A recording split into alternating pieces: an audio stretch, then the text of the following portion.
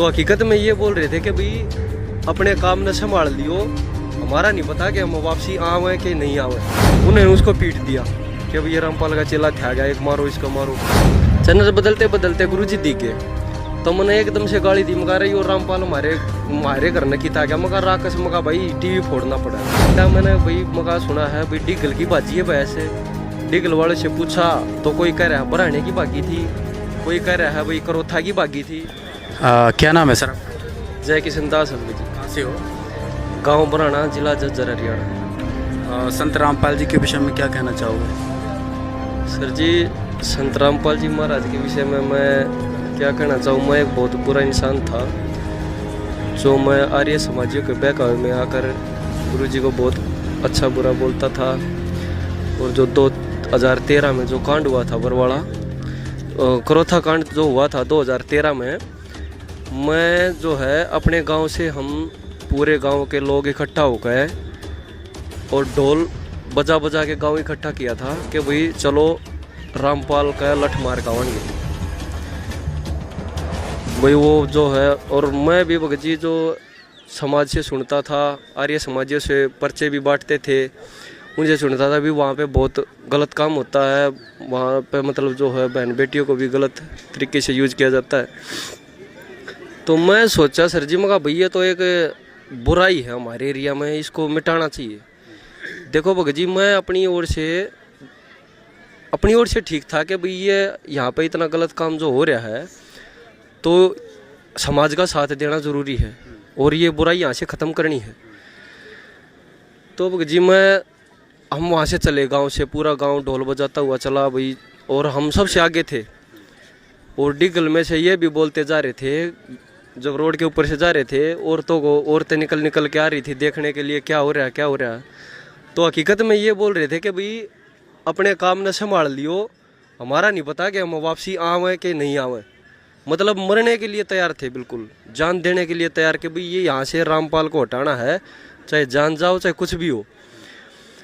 तो भगत जी डिगल में जा लिए, जब कुछ डिगल वासी भी हमारे साथ हो लिए जत्थे में कि भाई चलो भाई जब बराना है पूरा उठ के आ गया, तुम पीछे क्यों रहो। तो उधर से गोची गांव के उठ के आ गए। तो भगत जी हम जैसे ही टूल टैक्स पार किया तो मिलिट्री इतनी ज़्यादा खड़ी थी कि भाई हम वहाँ पे जा नहीं पाए। तो खेतों में चले गए, खेतों में पूरा दिन भूखे प्यासे बैठे रहे। हालांकि हमने किसी का हाथ नहीं लगाने पाए, किसी भगत का हमने कुछ किया नहीं। दूर से ही बोल रहे थे कि भाई नाश कर देंगे, ऐसे कर देंगे।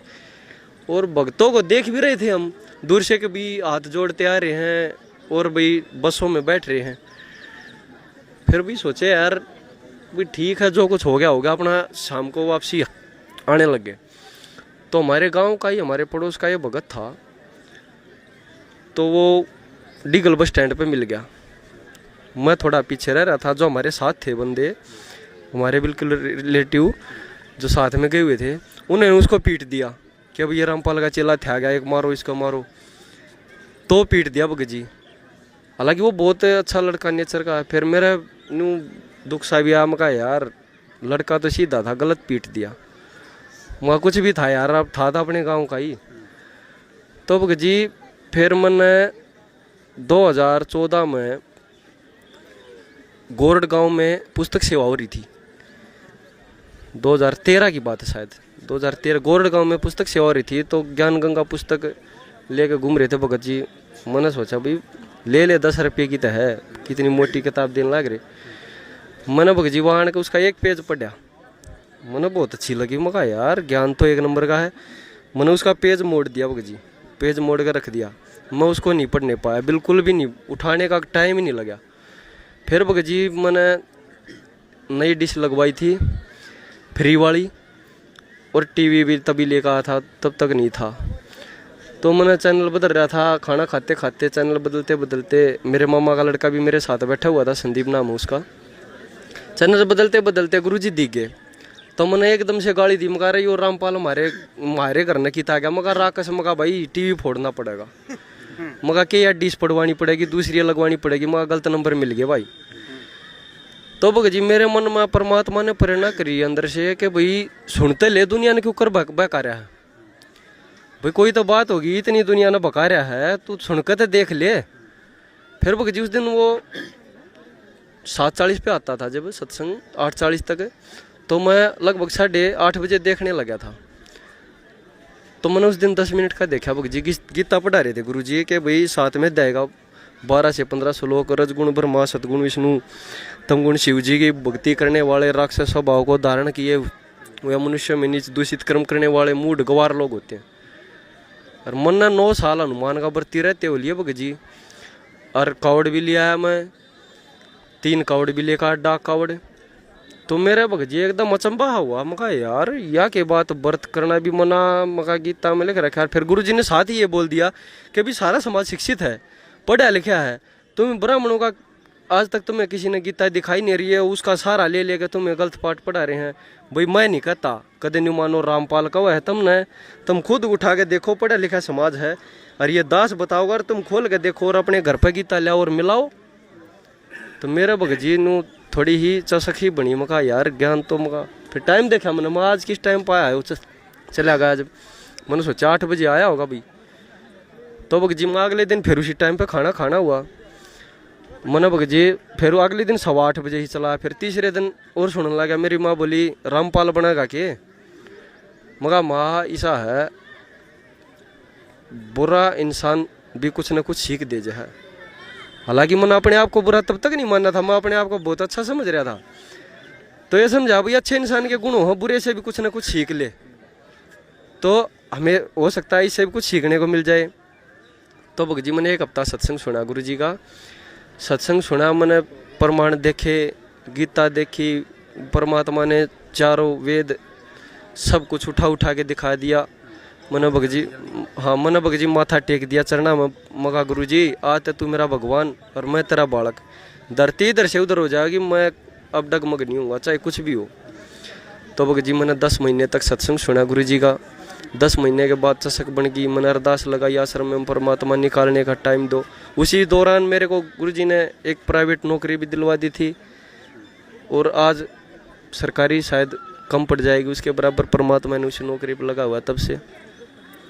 तो भगत जी मालिक चीज़ बताइए, आप आर्य समाजी थे, कट्टर आर्य समाजी थे, आपने करौथा आश्रम पे आक्रमण करने भी गए थे आप, फिर ऐसा क्या आपको बहकाया गया था आर्य समाज के द्वारा, क्या फैला? क्योंकि आज भी लोग भ्रमित हैं, तो किन बातों को लेके भ्रमित हैं संत रामपाल जी को लेके?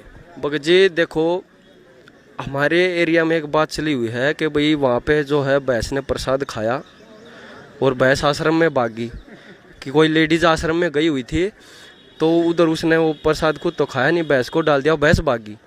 तो भगत जी मैंने इस तय तक भी गया, मैंने भाई मगा सुना है भाई डिगल की भाजी है भैंस। डिगल वाले से पूछा तो कोई कह रहा है बराने की भागी थी, कोई कह रहा है भाई करौथा की भागी थी। तो मगा भाई वो ऐसा इंसान तो मशहूर हो जाता है भाई, जिसकी भाजी है वो सभी बोलते हैं इसकी भागी, लेकिन वो अपना आदमी आज तक ऐसा कोई नहीं मिला कि भाई उसकी भैंस भागी है। ठीक है, मैंने तब से विचार लगाया, मैंने भाई मगा भाई ठीक है, ये समाज दुनिया ही बहकाए हुए में हम गलत आए हुए थे। आर्य समाजियों ने कहा था ऐसा हुआ है, वहाँ तो जेवर मिले हैं औरतों के, हैं अखबारों में भी देखा था कि भाई वहाँ पर तो इतनी बोरी जो मंगलसूत्र मिले औरतों के हैं, और ये मिला और ये वो मिला। मतलब बहुत अच्छे से अच्छा इंसान अगर उस बात को सुन लेना तो वो भी उनके बहकावे में आया हुआ ही था। लेकिन भगत जी मैंने जब तय तक गया, ज्ञान सुना भगवान का, जब परमात्मा ने दया की, और मेरे को एक दिन जब भगवान ने मेरे को नाम लेने के लिए बुलाया था, तो उस दिन दोपहर में मैं सो रहा था, मेरे को दर्शन दिए परमात्मा ने और बोला बेटा कल आ जा नाम लेने के लिए। तो मेरी एकदम से आँख खुल गई। मैं कहा यार कल तो दिल्ली का चक्कर है, गाड़ी लेके जानी है सुबह सुबह, और मैं कहा दोपहर को 2-3 बजे आ जाएगा, और बरवाड़ा दूर है यहाँ से, कैसे जाया जाएगा। तो परमात्मा ने वो भी मेरी समस्या हल की। शाम को 5 बजे मेरे पास फ़ोन आ गया था कंपनी से कि भाई कल गाड़ी नहीं लेके जानी है। तो परमात्मा ने दया की और मैं नाम लेने के लिए गुरुजी को मैंने बताया, गुरुजी मैं ऐसा हूँ। गुरुजी ने बोला कोई बात नहीं बेटा, ये सारा समाज ही ऐसा है, नाम ले और परमात्मा की दया से मौज कर, तेरा कोई कुछ नहीं कर सकता। बंदी छोड़ सद्गुरु रामपाल जी महाराज की